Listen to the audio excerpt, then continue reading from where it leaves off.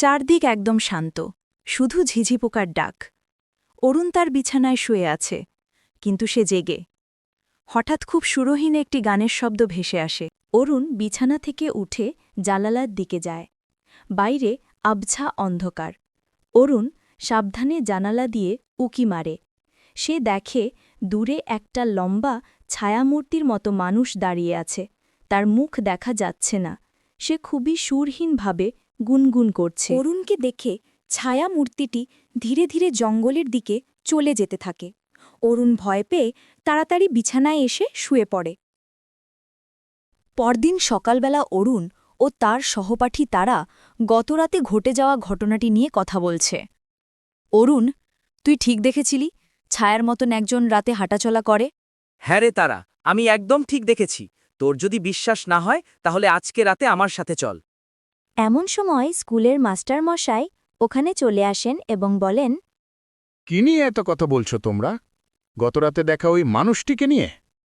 মাস্টারমশাইয়ের কথায় অরুণ আর তারা একটু অবাক হলেও তারা কিছু বলে না এবং কথা মতো ওই দিন সন্ধ্যায় একটি ঝোপের আড়ারেই লুকিয়ে থাকে এবং ওই ছায়াটি কি সেটা বোঝার জন্য রঙিন চুন দিয়ে রাস্তায় একটি ফাঁদ তৈরি করে। এদিকে গ্রামের পাহারাদার রতন হারিকেন হাতে এদিকেই আসছে। এমন সময় সে গুনগুন আওয়াজ শুনতে পায়। সে খুব ভয় পেয়ে যায় এবং দৌড়ে সেখান থেকে চলে যেতে থাকে। অরুণ আর তারা ভয় না পেয়ে সেখানেই দাঁড়িয়ে থাকে এবং কিছুক্ষণ পরে দেখতে পায় সেই ছায়ামূর্তিটি ওই চুনের ওপর পা দিয়ে হেঁটে যাচ্ছে, কিন্তু আশ্চর্যজনকভাবে কোনো পায়ের ছাপ পড়ছে না। এখন অরুণ আর তারাও একটু ভয় পেয়ে যায় এবং বলতে থাকে, এটা কি তাহলে সত্যি ভূত?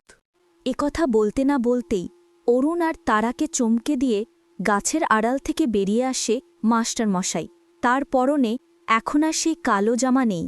মাস্টারমশাইকে দেখে অরুণ আর তারা বলে ওঠে, ওই মানুষটি তাহলে আপনি মাস্টারমশাই? অরুণ আর তারাকে দেখে মাস্টারমশাই কিছুটা ভ্যাবাচ্যাকা খেয়ে গেলেন এবং তার কর্মকাণ্ডের করুণ স্বীকারোক্তি দিতে আরম্ভ করলেন। তিনি বলতে লাগলেন, কাউকে ভয় দেখানো কখনোই আমার উদ্দেশ্য ছিল না। তোমরা যখন আমাকে দেখেই ফেলেছ, তখন শোনো কেন আমি এমন করতাম।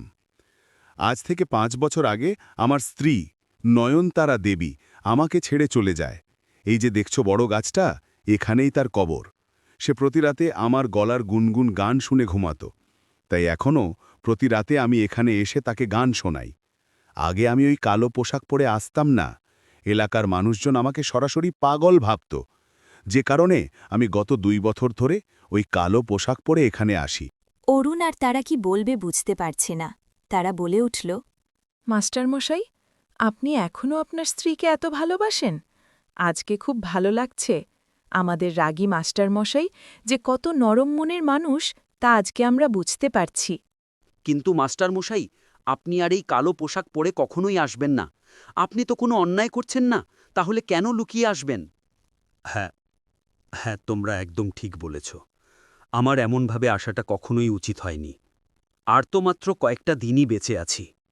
যে যা ভাবার ভাবুক না, তাতে কি আসে যায়। এখন থেকে আমি আগের মতোই সবার সামনে দিয়ে এখানে আসব আর গান গাইব। এখন আর কোনো ভয় নেই। এরপর মাস্টারমশাই একটি গান গাইতে গাইতে সেখান থেকে চলে যেতে লাগল এবং তারা ও অরুণ একে অন্যের দিকে তাকিয়ে মুচকি হাসতে লাগল। এই গল্পটিতে শুধু মাস্টারমশাইয়ের তার স্ত্রীর প্রতি ভালোবাসায় ফুটে ওঠেনি, বরং তারা আর অরুণের কঠিন সাহসও ফুটে উঠেছে।